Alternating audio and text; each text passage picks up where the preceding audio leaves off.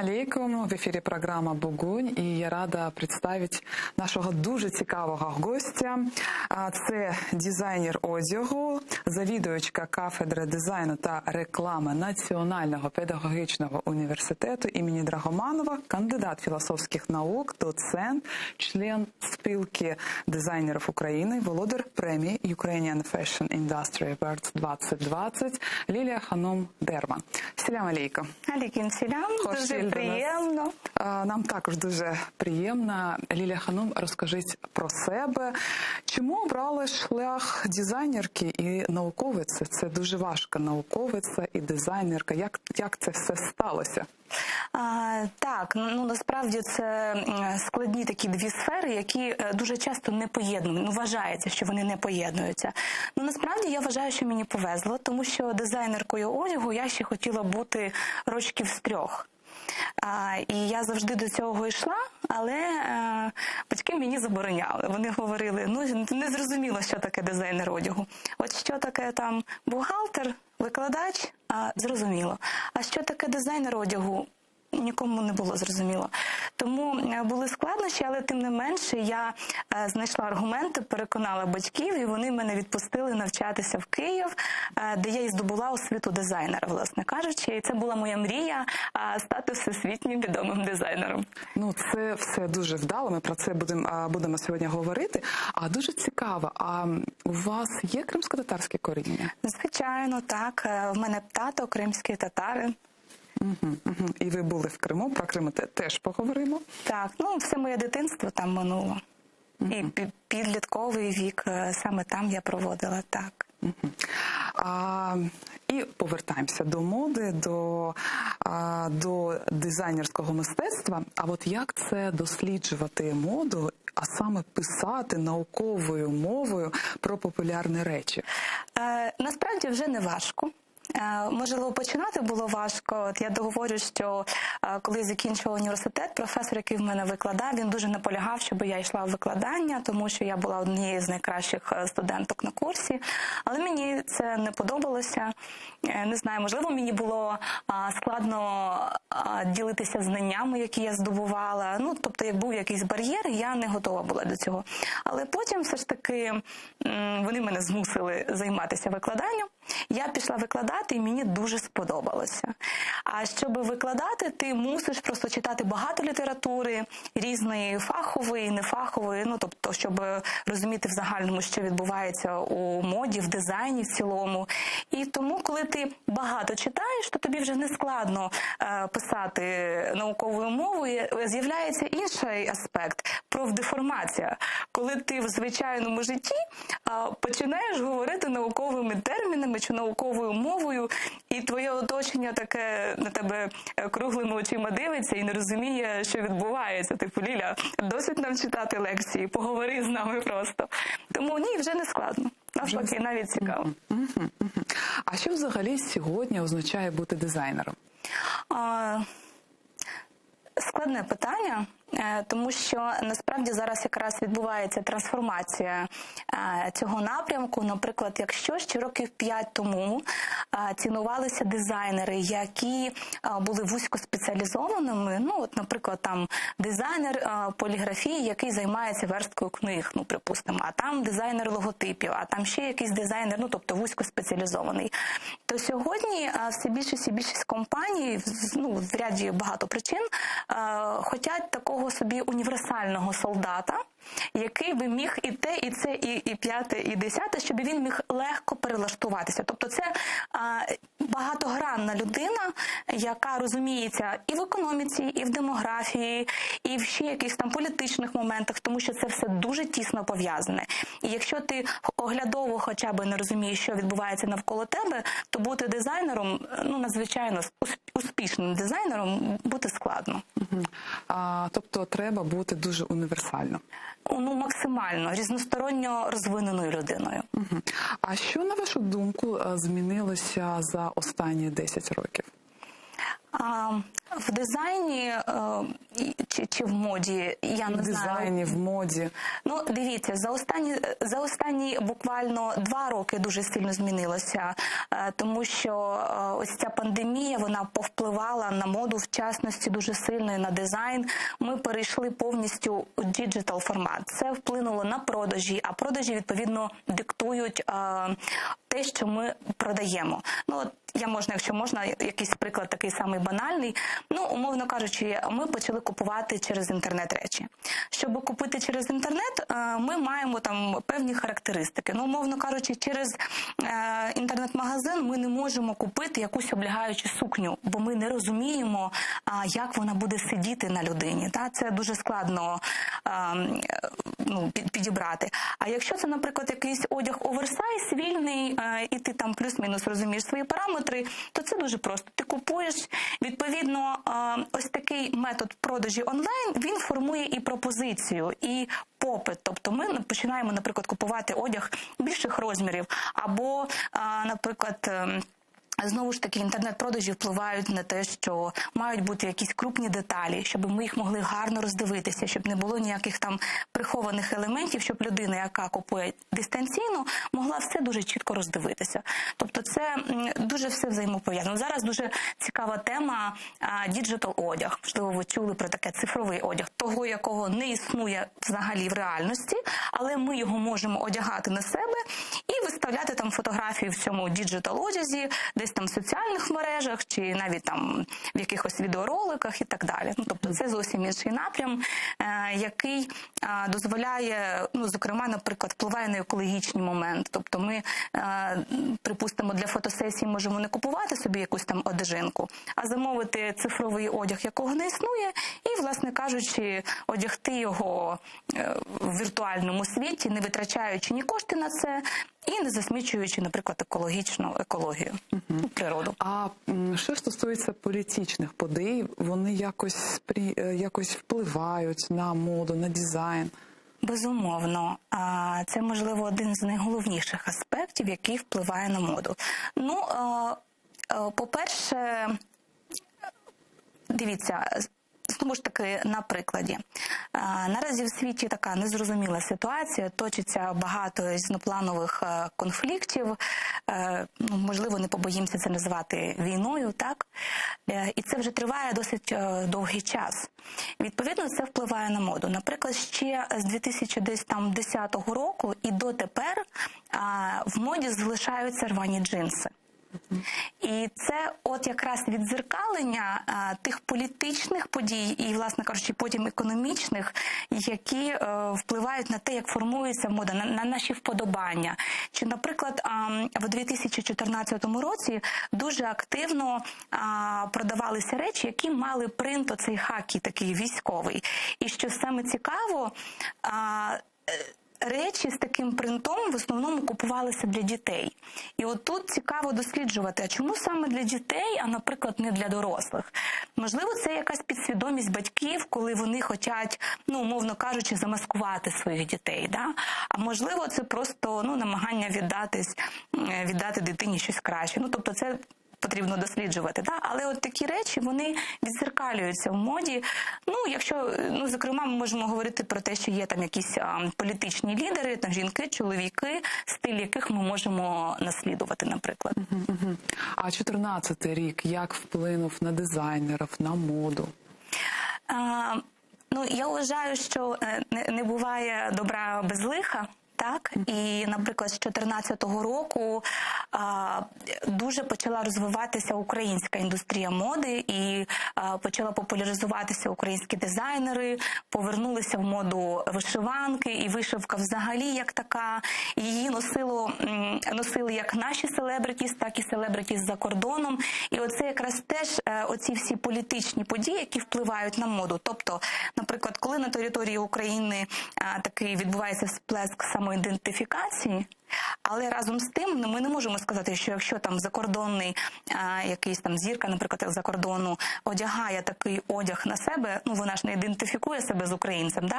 Але це говорить про те, що їй подобається Україна, що вона, можливо, її підтримує і так далі. Тобто через одяг можна показати, кому ти віддаєш перевагу, кого ти підтримуєш, або навпаки, кого ти засуджуєш, ну таким чином. А через одяг відчувається підтримка України, як ви вважаєте? Відчувалася, я би сказала. Зараз це, мабуть, трошки затихло.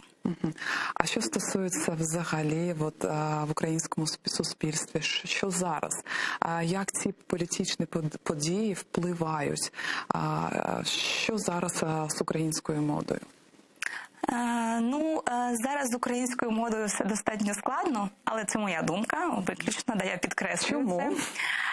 Насправді і до карантину, і до подій 2014 року, в принципі, українська мода розвивається дуже складно.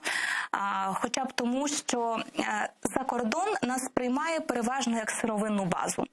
Або як базу, де вони можуть відшивати цей одяг, тобто людоресурси. Тому, власне кажучи, ми не як виробники на міжнародному ринку, а як все ж таки сировинна база. Тому це складно. І якщо, наприклад, нас порівнювати з Туреччиною чи з якоюсь іншою країною, наприклад, Китаєм, вони там можуть виробляти, вони можуть вигадувати цікавий дизайн, але разом з тим вони виробляють і тканини.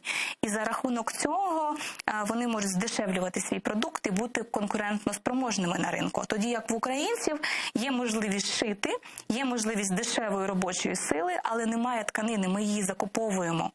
І за рахунок цього собівартість нашого продукту дуже велика, як для українського споживача, так і, як не дивно, для споживача за кордоном. Тому це один з факторів, чому нам важко просувати свій продукт як на території України, так і на міжнародний ринок. А на яких майданчиках сьогодні дизайнери представляють свої речі? Насправді все дуже традиційно, в рамках українського тижня моди, але наразі багато дизайнерів, тих, яких ми можемо назвати зубрами, тих, хто започатковував українську фешн-індустрію, вони все рідше з'являються в рамках українського тижня моди і переходять на якісь онлайн-платформи, в соцмережі і їдуть десь на виставки за кордон і презентують себе вже там. Тоді як молодь, навпаки, починає презентувати себе в рамках українського тижня моди, але, звичайно, що не гребує і соціальними мережами, різноманітними різними інтернет-платформами, маркетплейсами і так далі. Ви володар премії Ukrainian Fashion Industry Awards 2020. Які роботи ви представляли? Розкажіть про це. Це премія, яка давалася мені за те, що наша кафедра дизайну готує одних з найкращих фахівців для українського і закордонного ринку серед дизайнерів. Так, тобто є рівень, є такі гарні кадри, професіонали. Так, я можу сказати, що, хоча я і завідувач кафедри, але я не побоюся цього слова, я не варта нічого без своєї команди, тому що в нас дуже молоді фахівці, але незважаючи на їх вік, це дуже сильні люди. Для прикладу, в нас є викладач, достатньо молодий, яка є випускницею, до речі, нашої кафедри, і вона, припустимо, зараз викладає викладає дисципліну, в якій вони вивчають, як проєктувати цей цифровий одяг. І сьогодні ми єдина в Україні кафедра, яка вміє це робити. І тоді, як, наприклад, ми в 2019 вже році зробили перший захист, і ми зробили це в цифровому форматі, тому що інших умов в нас не було, оскільки все було зачинене. І тільки через рік в Італії відкрилася магістратура дизайнера цифрового одягу. Тобто ми швидко реагуємо на зміни за рахунок того, що в нас молоді кадри. Звичайно, в нас є і зубри, але люди різного віку, і за рахунок цього, певно, ми маємо такий ґрунтовну підготовку. А студенти з Криму можуть поступати к вам до університету? Якщо їх диплом, звичайно, що офіційно визнаний в Україні. то звичайно, безумовно, ми будемо дуже раді. А є у вас студенти з Криму? З Криму немає, але є багато з півдня. З півдня є? Да. У нас були спроби дівчаток з Криму вступити, але там були дуже стислі терміни, і вони просто не встигли подати документи, тому що диплом був не визнаний. Ми ще повернемося до освіти. Ви багато подорожували світом. Так. Чим смаки наші відрізняються від, наприклад, інших європейців? Це, до речі, дуже цікаво, тому що і тут приємно, тому що, наприклад, люди в Іспанії, вони можуть собі дозволити вийти на вулицю, не попрасувавши одяг. Тобто, так от пом'ять, як було, як дістали там ковтинку своєї шафи, так одягли і пішли. В нас же люди собі такого не дозволяють, вони завжди намагаються виглядати чисто, випрасовано і так далі. Тобто, цей момент такий мене дуже здивував, насправді. Але разом з тим, я хотіла б відзначити, це такий нюанс, чоловіки в Європі більш доглянуті, аніж в нас. Як це не дивно. Хотілося б це відзначити. Так. Тобто в нас ми дуже гарний приклад для європейців. Так, але ми дуже нарядно виглядаємо порівняно з ними. Вони в усьому, в кольоровій палітрі, в стилістиці набагато простіші, аніж ми. Ми більш яскраві. І в кольоровій палітрі в манері одягатися. Тобто українця ми можемо визначити... Дуже. Вона там, чи він буде йти один із сотні посеред вулиці, його можна буде ідентифікувати. Ми навіть одягнемо ту ж саму футболку, ті ж самі джинси, але будемо виглядати інакше. Що цікаво. Що стосується елітарності і масовості, чим відрізняється масовий дизайн сьогодні від чогось, насправді, вишуканого? Елітарний дизайн, такі особливі речі, вони завжди відрізнялися від масового. Хоча б тим, що ми там можемо підганяти це індивідуально під свою фігуру, тоді як масовий ринок цього не пропонує. Хоча, дивіться, зараз після пандемії вектор моди дуже сильно змінився. І є такі припущення, що з часом ми все менше будемо виробляти масовий продукт. Це пов'язано, наприклад, зокрема з екологією, тому що ми вже нашили стільки, що вже планета задихається від наших речей. Це перший момент. Другий момент, знаєте, як говорять, що можливо краще купити одну якісну річ і передавати її у спадок. Традиція залишилася. Вона буде відроджуватися, можна сказати так, що в нас воно відходить, а зараз це буде повертатися. Чому так? Говорять, що дешевше купити одну якісну річ, носити її, передати у спадок, ніж купити 150 там якихось футболочок, які ти проносиш місяць-два, і ти викинеш, тому що вони вигляду ніякого мати не будуть. І знову ж таки, після пандемії є така тенденція повернення до ручної праці в одязі. Наприклад, там вишивки ручної, чи якогось там розпису ручного. Такі речі, вони починають більше цінуватися, і в цьому контексті Європа дуже сильно звертає на нас увагу, тому що в нас, як ні в кого, ще збереглося оце ремесло, вишивки, там, витинання, декорування одягу, назвемо це так. Тоді як в Європі це коштує дуже дорого, і є одиниці тільки шкіл чи якихось там майстерень, де це ремесло ще збереглося. В цьому плані ми відрізняємося. А що ви можете сказати про сучасні смаки українців? Про сучасні, ви знаєте, все, мабуть, досить прозаїчно, тому що більшість українців сьогодні вибирають все ж таки продукт масового ринку, мас-маркет, і одягають на себе це максимально зручні речі.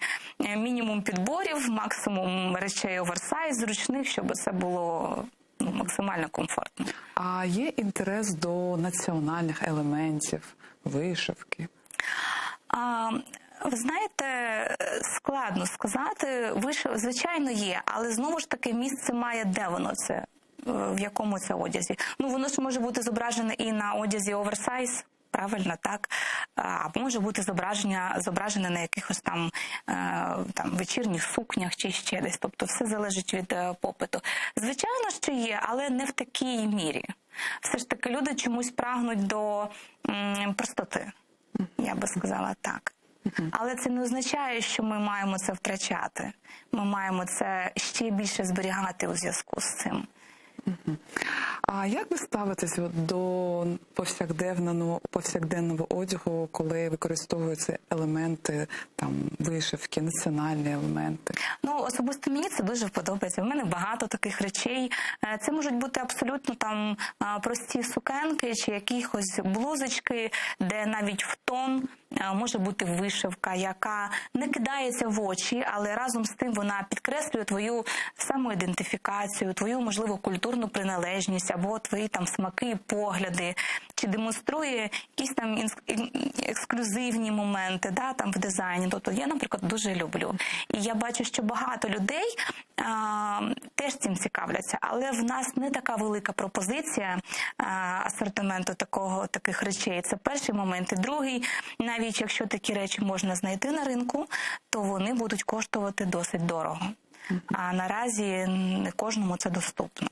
Тобто такого багато попиту немає? Чому так? Попит завжди народжує пропозицію. Якщо, наприклад, раніше була пропозиція, а потім вона формувала попит, то сьогодні фешн-індустрія працює за іншими правилами, і спочатку досліджується попит, уподобання, якісь ще моменти, а потім вже вибудовується відповідно пропозиція. І поки не буде попиту, не буде і пропозиції. Це перший момент. А інший такий ще фактор може бути... У нас є дизайнери, які пропонують такі речі.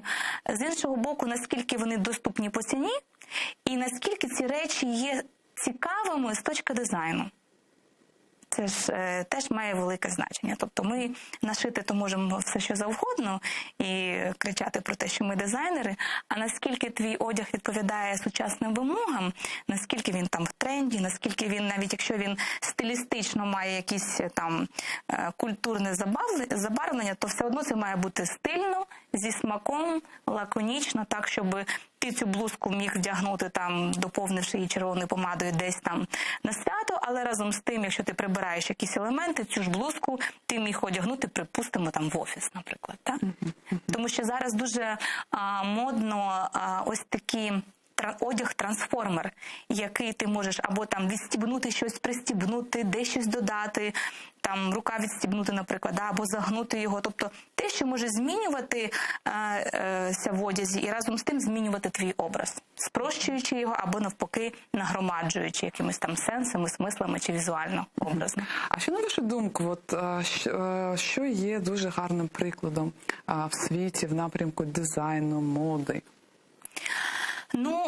Наприклад, звичайно, ця всім відома тенденція sustainable fashion – це стійка мода, коли всі говорять про циркулярну економіку, коли, наприклад, виробник виробив одяг, і він одразу продумав про можливість переробки цього одягу. Тобто сировина, з якої це виготовляється, і разом з тим, коли людина купує одяг, вона його зношує, куди потім цей одяг подіти, щоб він не захаращував нашу планету.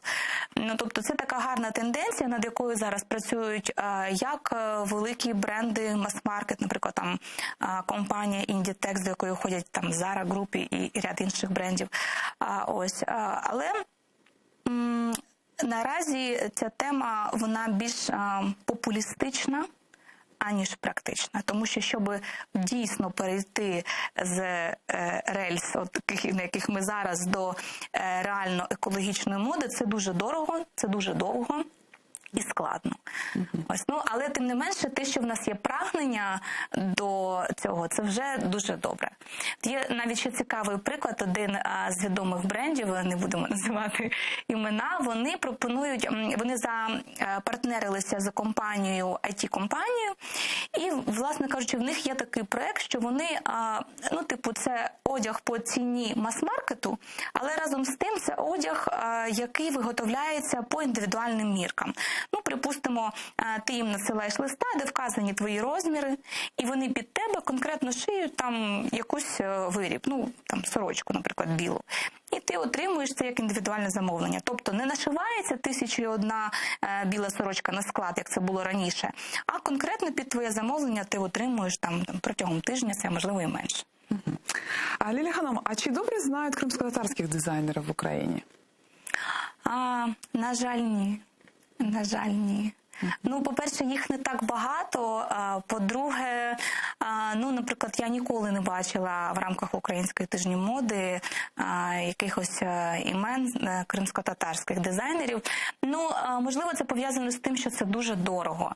А можливо, це пов'язано з тим, що можливо, є певне уявлення, що цей одяг може бути неактуальним або незатребуваним. Да? Ну, хоча я з цим не згодна, тому що український же ж одяг носять за кордоном, і навіть там селебритіс одягають вишиванки, то чому не можна одягати вишитий одяг з кримськотатарським орнаментом, припустимо, да? Чи одяг, який абсолютно сучасний, але, наприклад, в крої будуть закладені особливості кримськотатарського крою традиційного костюму. Просто наскільки ти вмієш з цією темою працювати, наскільки ти вмієш це подати правильно. Хотілося б більше, певно. Але знову ж таки, я нагадаю, що попит формує пропозицію. От якщо від кримських татар буде більше запиту, що от я хочу там на вечірку одягти сукню, яка була би стилізована, да? Максимально проста, але тим не менше яка би підкреслювала мою ідентичність, там, чи хоча б феску, там, чи щось, якийсь іще елемент, то, звичайно, таких би пропозицій було більше. Ну, я просто ще не бачила жодного дизайнера, який би просто сказав, ну, от, вкладу я декілька тисяч доларів в пошиття колекції, яку потім ніхто не купить. Ну, от, розумієте, да, про що? А розкажіть про ваші підходи створення дизайну. Взагалі, багато років підряд я працювала з одягом для танців, для шоу, для цирків, і там зовсім інші підходи, не такі, як в проєктуванні, наприклад, одягу повсякденного. Там складніші конструкції, складніше поєднання кольорів і так далі. От. Але якщо говорити про сучасний одяг, такий повсякденний, то я дуже часто звертаюся саме до культур різних. Наприклад, розкажіть. Мені, наприклад, подобається, я дуже часто черпаю своє натхнення з різних мусульманських таких різних культур. Це, наприклад, кольорова палітра і крій там завжди чомусь цікавіший. Не знаю, принаймні мені так здається. А який там колір? Дивіться, якщо ми будемо говорити, наприклад, про арабські країни, то це може бути там бірюза. Ну, мені, наприклад. Це, наприклад, може бути там такий морф'яний колір, або такий синій електрик, типу як на вас. Ну, східний світ, він дуже яскравий. Він дуже яскравий, так. Але українцям це подобається, бо ми ж самі любимо такі пістряві кольори. В кримських татар палітра більш спокійна, і вона більше підходить до проєктування повсякденного одягу для якраз таки звичайних таких повсякденних речей. Ми можемо навіть нічого не змінювати, просто брати палітру, переносити її в сучасність, і це буде круто виглядати. І якщо це ще прикрасити вишивкою, ну, звичайно, там не з золотими нитками, да, а там, наприклад, в тон, то це буде дуже стильно виглядати. Я використовую такі прийоми. Ага, ви використовуєте в дизайні такі елементи східного, кримськотатарські елементи? І української, і кримськотатар, з різних культур. І ще з яких культур? Вот арабський світ? Я брала певні періоди, ну, наприклад, там елементи з бароко, з них виходять гарні блузки. Якщо їх максимально спростити, то виходить щось цікаве. А які елементи ви би додали би в повсякденний одяг? Свій чи взагалі? Взагалі, як дизайнер. Як дизайнер, може б, змінили би щось в сучасний кримський татар? Змінила б, так. Наприклад. От я згадувала, що зараз особливо жінки дуже часто одягають речі з мас-маркету, і це максимально якісь зручні образи. І мені дуже шкода, що ми не говоримо там про Україну конкретно чи кримських татар, ми говоримо про територію України, де жінки стають все менше і менше виглядати жіночно. І все більш такий кежуал, повсякденний одяг з якимись там грубими ботфортами. Втрачається оця жіночність, втрачається сексуальність, оця от наша тема гендерної рівності. Це все, звичайно, прекрасно, там, фемінізму, але ми маємо все ж таки витримувати цей баланс. І залишатися цікавими, як жінки. І от хочеться, можливо, більше суконь, можливо, більше блузок в жіночому така гардеробі. європізація зараз, вам так? Так, я ж про те кажу. Але поки що, якщо нас порівнювати з європейськими жінками, то порівняно з ними ми виглядаємо досить жіночно, досить сексуально, ми вирізняємося. Але якщо прослідкувати те, як змінюється, наприклад, мода в Україні там протягом 50 чи 10 років, то тут уже видно, як сильно наш гардероб спростився і як сильно ми виглядаємо універсально. Називаємо це так, дуже спрощено. Ви знаєте, Східний світ, якщо говорити про Східну, навіть про Середню Азію, вони дуже яскраві, навіть сьогодні. Це Так. дуже яскраві сукні, це багато вишивки, дуже багато яскраві кольори.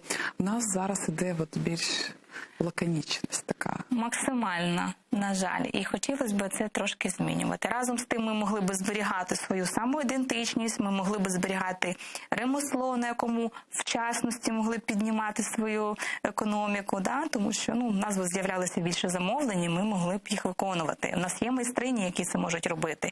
І разом з тим зберігали б свою жіночність. А як ви вважаєте, чи може бути кримськотатарський стиль і дизайн популярний серед українців? Чому ні?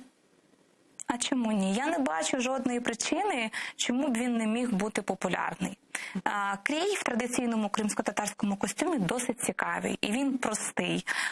Кольорова палітра, вона спокійніша, ніж, наприклад, в українському костюмі, але вона більше підходить для повсякденного одягу. Та ж вишивка, вона абсолютно цікава, вона дуже пластична, вона багатогранна. І, відповідно, це можна було б використовувати. Якщо за кордоном одягають українську вишиванку, чому не можуть, наприклад, наші українці чи закордонні люди з-за кордону одягати одяг з кримсько-татарською, припустимо, вишивкою? Я не бачу ніяких перепон. Інший момент, що потрібно про це говорити, і потрібно пропонувати якісний продукт. А що означає модний одяг? Чим він відрізняється? Від звичайного, немодного? Ви знаєте,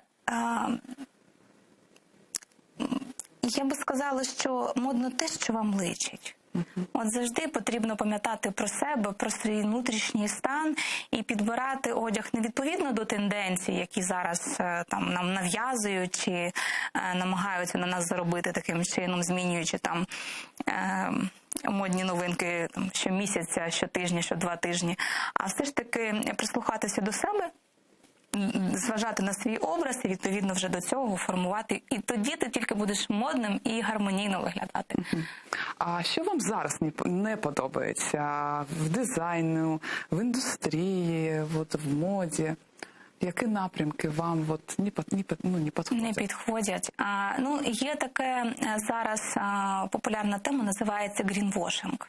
Це коли, наприклад, відомі бренди, неважливо, що вони виробляють, чи це одяг, чи це якісь інші речі, аксесуари чи взуття, які позиціонують себе як екологічні бренди, наприклад, а насправді такими не являються. І вони грають на нашій довірі і обманюють тим самим споживачів, продаючи нам одяг, який насправді не є екологічним, а в нас немає часу на те, щоб досліджувати, який той бренд, чи він дійсно є екологічним. потім як відбувається утилізація і так далі. Тобто в нас немає часу за цим слідкувати, тому нам простіше просто довіритися.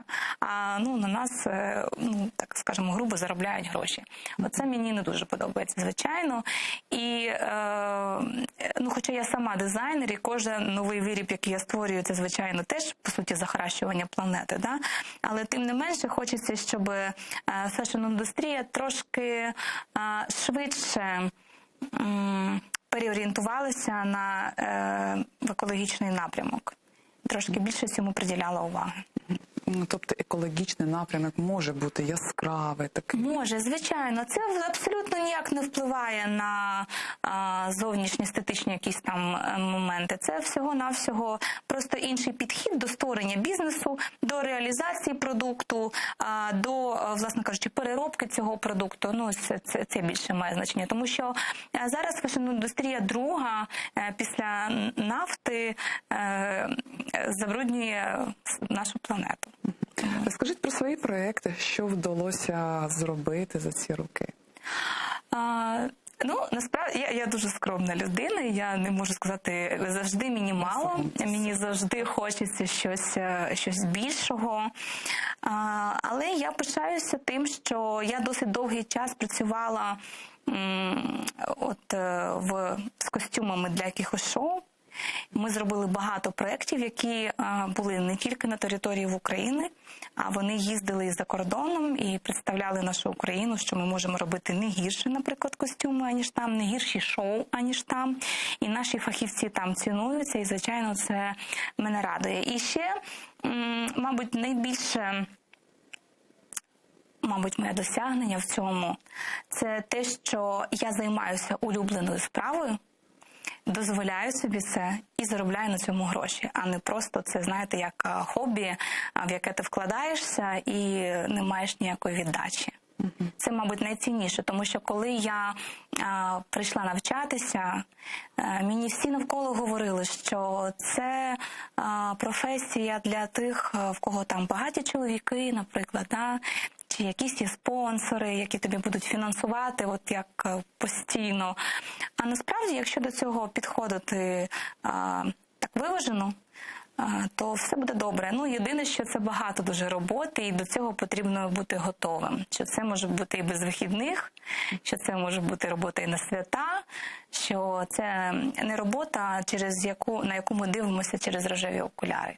А всім видається, що дизайнери – це щось таке легке, приємне, веселе, там всі так радіють всьому. Насправді це дуже важко. І це, мабуть, моє досягнення, що я змогла перетворити своє хобі на ту роботу, яка мене кормить. А скільки потрібно часу для створення колекції? Взагалі, це дуже індивідуально, залежить від твоїх можливостей, залежить від того, яку кількість ти готуєш. В середньому це може бути півроку, може бути місяць. Те, скільки в тебе є часу, залежить те, який продукт ти зможеш видати на виході. Що означає якісний продукт? Як фахівець. Це тканина, наприклад, яка буде приємна до тіла, яка не буде викликати там алергічних реакцій чи ще якихось там побічних ефектів. Це, звичайно, обробка швів зсередини. Тобто, коли ти вивертаєш речі, вони мають бути гарними ізсередини, такими, як і гарні вони ззовні. Це дуже важливо. Я, наприклад, коли вивертаю речі і бачу там неякісно оброблені шви, я такі речі не купую. Я не знаю. Це як гарна білизна, яку ніхто не бачить, але ти знаєш, що вона в тебе там гарна. Це те саме про шви. Власне кажучи, ось так. Да. А зараз дуже модно бути дизайнером. Зараз всі дизайнери. Зараз якась там зірка називає себе дизайнером. Як фахівець. Що ви сказали би? Я не хочу нікого ображати, але насправді поява таких дизайнерів і дизайнерок, які не мають фахової підготовки, чи взагалі ніякої підготовки не мають, звичайно, це не дуже добре, тому що це обесцінює тих дизайнерів, які дійсно навчаються, які пробивають собі шлях, які ретельно підходять до кожної сукні, там, до кожного шва і так далі. Але з іншого боку, ми можемо назвати там відомі імена, припустимо, там Вікторія Бекхем, яка змогла зробити кар'єру в цій сфері, але разом з тим, перепрошую, але вона збанкрутувала. Як би там не було, да? Дизайнером бути мало, потрібно бути фанатом своєї справи. І якщо ти не фанат своєї справи, то це історія декількох років, місяців, днів. Тобто, поки тобі це цікаво, ти розважаєшся собі. Це як таке хобі, в яке ти там можеш вкладати гроші, насолоджуватися, шити речі, які будуть або не купувати, або купувати, захаращувати планету і так далі. Але пробувати потрібно. А раптом людина, я, наприклад, багато викладала на курсах, і на ці курси до мене приходили люди, які в свій час не змогли реалізуватися як дизайнери, там їх не пустили навчатися, і вони там пробули все життя бухгалтером, і тут там у віці 30 з копійками плюс вони вирішили все ж таки повернутися. І є приклади того, як дійсно люди, але це фанати. Це люди, які дійсно жили з цим, і вони прям кожен крок вимірюють свій, аналізують і роблять дійсно гарний продукт. А які має бути здібності, щоб стати дуже гарним дизайнером? Да. Ви знаєте, я завжди говорю своїм студентам, що мало бути талановитим. Потрібно дуже багато над собою працювати. Наприклад, це гарно рисувати, фантазувати. Так, ви можете гарно працювати, але я вам скажу, що, наприклад, дуже багато зараз в нас приходить студентів, які не дуже гарно малюють. Але, як показує практика, ті діти, які гарно малюють, вони погано орієнтуються в графічних програмах графічних редакторів, там Photoshop, наприклад, чи якась інша. А ті студенти, які погано малюють, навпаки, вони докладають усіх зусиль, щоб зробити класний, якісний картинку візуальну якусь у графічній програмі. Тобто завжди є сильні сторони, завжди є слабкі сторони, і перемагає не талановитий, а перемагає найбільш працьовитий. Ті люди, які готові розвиватися, багато дивитися, багато читати, удосконалювати, працювати над собою. А в чому успіх відомих брендів, там Dior і інших? Цікаве питання. В чому успіх? Знаєте, секрет, стільки років вони і навіть зараз відомі, на них є попит. Це цікаве питання, тому що на нього немає однозначної відповіді. По-перше, раніше першим відкривачем було бути набагато легше. Наприклад, та Шанель, вона запропонувала новий силует, який той же Dior, який там після війни запропонував силует New Look. Це такий пісочний годинник, який підкреслює жіночність. Тобто їм було легше бути першовідкривачами. Було дуже багато заборон, було дуже багато умовностей. Люди були готові реагувати на всі новинки, тоді як зараз нікого нічим не здивуєш. Зараз здивувати чимось практично нереально. І, власне кажучи, сьогодні набагато складніше у зв'язку з цим. Зокрема, ці люди – це не просто талановиті дизайнери, це люди, які мають великий бекграунд як особистості за плечима. Вони знаходилися в певному оточенні, в них є певна історія, як вони йшли до цього успіху. І саме ці історії, вони, можливо, більш важливі, аніж продукт самого бренду. Тобто особистості. Тоді, як сьогодні, я не знаю, можна, мабуть, на пальцях перерахувати сучасних дизайнерів, які є дійсно цікавими особистостями, в яких там бекграунд. Це хто? Кого можна? От хороше питання, не знаю. Я вам так і не можу відповісти. Можливо, я дуже предвзято до цього ставлюся, але я навіть не можу вам назвати. Тому що їх дуже-дуже багато зараз, так? Так. Їх дуже багато. І ці люди, і їх історії, перепрошую за грубість, але вони дуже часто притягнуті за вуха.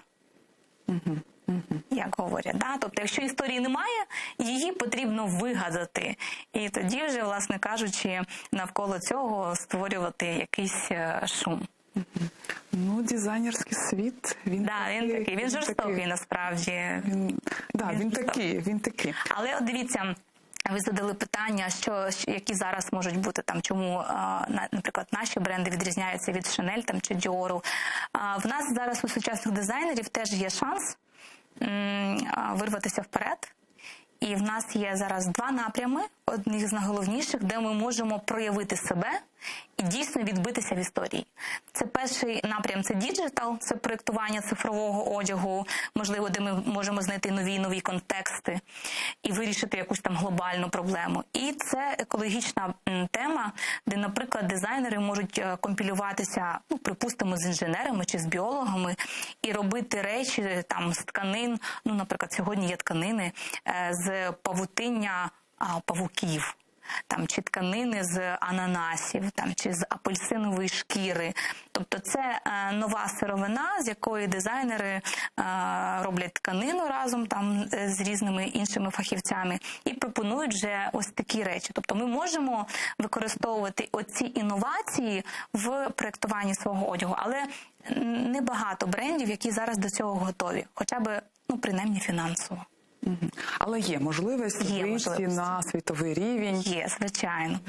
Можливості є завжди. Питання бажання і готовності боротися за своє місце під сонцем. Цікаво. І ви працюєте у сфері освіти. І як ви вважаєте, яких змін вимагає наша система освіти? Що ви змінили би? Все, давайте подробно. Да, знаєте, зараз у нас відбуваються дуже складні процеси в освіті. Я не хотіла б говорити про це. Вам не подобається? В нас зараз, розумієте, історія в чим? В тім, що сьогодні Європа звернула увагу на нашу освіту, вона проаналізувала ринок і сказала, що в нас забагато університетів в Україні, і, відповідно, їх потрібно скоротити. І під цю всю історію виділилися навіть кошти для того, щоб скоротити вузи. І, в принципі, я вважаю, що це правильно, тому що наша система освіти і багато університетів дійсно не можуть мати місце в цій історії. Але це ж потрібно робити все з розумом. Тобто ми маємо просіювати це через ситечко, залишаючи найкраще, і відсіювати сміття. А в нас це пропускається, через м'ясорубку. І виходить, те ж саме, просто трошки з іншого ракурсу. І це мені не дуже подобається. От я би хотіла змінити підхід до вирішення цього питання. Я не проти оптимізації, я проти того, якими шляхами це робиться. Ось, власне кажучи. І в нас одна єдина величезна проблема для всіх вузів – це база, де навчаються наші студенти. В нас погані аудиторії, в нас немає лабораторій, в нас немає нічого. У нас навіть аудиторії нормальних, в окремих вузах можна назвати там аудиторії, де можна прийнятно сидіти, скажімо так. Тобто вчити дизайнера-початківця дуже важко? Дуже важко. Особливо в умовах дистанційки. То ми, в принципі, знайшли всі підходи, як це можна робити, і ми навіть знайшли методи, як ми можемо робити практичні завдання. Але справа в тім, що в дистанційній освіті є такий нюанс – це відсутність обміну енергією, яка не може відбуватися через екран. Навіть наші глядачі зараз не можуть відчути нашу з вами енергію. Вони можуть зорієнтуватися, але не відчути її. Тому що екран – це екран. А коли ти знаходишся ось так, поруч з людиною, кожен її жест, кожен її погляд, її дихання, і взагалі енергія, вона відчувається. А через екран це неможливо зробити, на жаль. Я з вами згодна. А ваші студенти, хто вони і як вони приходять в світ моди? Це різні діти. І, до речі, не тільки діти. В магістратуру до нас приходять дорослі люди, і навіть з інших сфер, абсолютно не пов'язаних з дизайном, і там за ці 1,5 року намагаються перекваліфікуватися, здобути нові знання. Це різні діти з міст, з сел, з селищ, абсолютно з різних точок України. Я не можу сказати, яка статистика. Єдине, що переважно це чомусь дівчата. Хоча це дуже дивно, тому що всі знають, що найкращі чоловіки, дизайнери одягу – це чоловіки. Чи графічні дизайнери – це, мабуть, все ж таки теж краще, коли це чоловіки. У них просто тип мислення трошки інший, відповідно, вони швидше орієнтуються. А хтось з ваших студентів вийшов в український світ моди? Є такі дизайнери? Є, оскільки в нас молода кафедра, то в нас немає таких прям дуже дорослих зубрів, які би там були багато років на ринку, але в нас є досить успішні студенти, які перемагали на міжнародних конкурсах, демонстрували свої колекції і на найбільших конкурсах в Україні, в рамках тижня моди це було. Тобто в нас є люди, які працюють пліч-опліч з дизайнерами відомими нашими, вони в них працюють дизайнерами, ілюстраторами, просто ми не можемо називати імена, але так, я пишаюся своїми студентами і їх успіхами. А що ви порадите дизайнерам-початківцям? Якщо у вас є протистояння з батьками, знаходьте шляхи, як пояснити їм і все ж таки прийти на навчання і навчатися відповідно до тієї професії, яку ви хочете здобути. Тому що найчастіше до нас приходять всупереч. Всупереч батькам, тому що, як не дивно, пройшло стільки багато часу, а до сих пір залишились якісь такі незрозумілі шаблони, і батьки не розуміють, чим займаються дизайнери, як вони будуть заробляти гроші на своїй професії. А є можливість? Звичайно, є можливості. Є можливості заробляти дуже непогані гроші. Так, все залежить від твоєї працьовитості, звичайно. І працювати над собою. Зараз світ настільки швидко рухається, що я навіть там, готуючись до пар, до лекцій, читаю кожен день книжки, читаю якісь там статті, відповідно, там економічні, політичні, демографічні. Тобто я не читаю тільки про дизайн. Я намагаюся охопити світ ширше навколо і, відповідно, щоб бути готовим. Але я разом з тим все одно розумію, що мій темп, він все одно набагато повільніший, аніж темп в загальному світі. Тому це люди, якщо ти хочеш йти в дизайн, ти повинен бути готовий кожен день вчитися чомусь новому.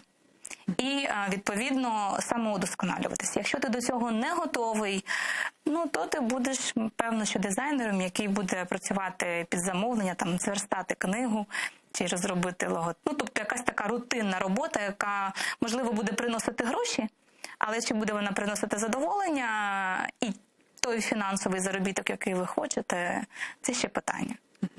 Над якими проєктами ви працюєте зараз? Зараз, я багато зараз працюю над освітніми проєктами, такими поточними, але Розкажіть, освітні проєкти – це дуже важливо. Ми зараз, наприклад, зі студентами брали участь у європейській дизайні, у міжнародній європейській програмі «Design Upgrade». Ми там здобули лідерські позиції. Це дуже цікаво і, можливо, якщо в студентів вистачить фінансів, будемо прямо казати, то, можливо, ми навіть потрапимо на тиждень дизайну в Німеччині. Це все фінансові можливості і моменти з карантином, тому що в тому році ми теж виграли, але не змогли поїхати туди в зв'язку з карантинними обмеженнями. Ось, наприклад, такий проєкт. А в дизайні я зараз зі своєю подругою і вишивальницею Ельмірою Катакі ми розробляємо зараз колекцію кримсько-татарського одягу. І ця колекція, вона от якраз буде зорієнтована на те, щоб її міг собі дозволити купити практично кожен. Тобто це не будуть якісь там ексклюзивні речі, які будуть коштувати всі гроші світу, але це буде звичайний повсякденний одяг, звичайні там спіднички, блузочки, там жакетики, які будуть з елементами або кримсько-татарської вишивки, або це буде крій, який буде хоча б віддалено, але нагадувати крій в кримсько-татарському традиційному костюмі. І разом з тим це, по великому рахунку, такий мас-маркет, який зможе дозволити собі більшість. Бо ми так посиділи, подумали і вирішили, що для того, щоб потрошку формувати цей попит, ми повинні щось запропонувати для більшої кількості людей, щоб це міг собі дозволити як студент, так і людина з більшими статками. І тоді, якщо буде така пропозиція, ми тоді якраз і подивимося, як на це будуть реагувати і чи готові до цього кримські татари. Тому що, наприклад, моє особисте спостереження, що на деяких заходах жінки, дівчата, чоловіки, певно, теж, вони все ж таки віддають перевагу звичайному одягу такого європейського стилю, і не готові чомусь одягати якийсь одяг з кримсько-татарськими елементами. Чомусь, можливо, є якісь, не знаю, певно, комплекси чи якесь небажання демонструвати свою самоідентичність і приналежність до тієї чи іншої культури. І це хочеться виправити. Але, звичайно, це виправляти потрібно не тільки через моду, а й через інші культурні проекти, які би розповідали про культуру кримських татар, популяризували її і так далі. І що для вас Крим? Складне питання. Раніше, коли я була підлітком і дитиною, Крим для мене – це про спокій, про можливість відновити свої сили, здобути душевну гармонію, відновитися. А зараз навпаки. Це про неспокій, але про надію. Дякую вам. Дякую вам за таку цікаву бесіду, за ваші проекти. Бажаю вам успіхів. Дякую. Чухсагонус. Дякую вам. Дякую, що запросили. Була дуже рада. Ми теж. Чухсагонус. А я нагадаю, гостем нашої програми був відомий український дизайнер одягу, кандидат філософських наук Лілія Дерман. А далі наш ефір продовжать мої колеги Буті Сатер.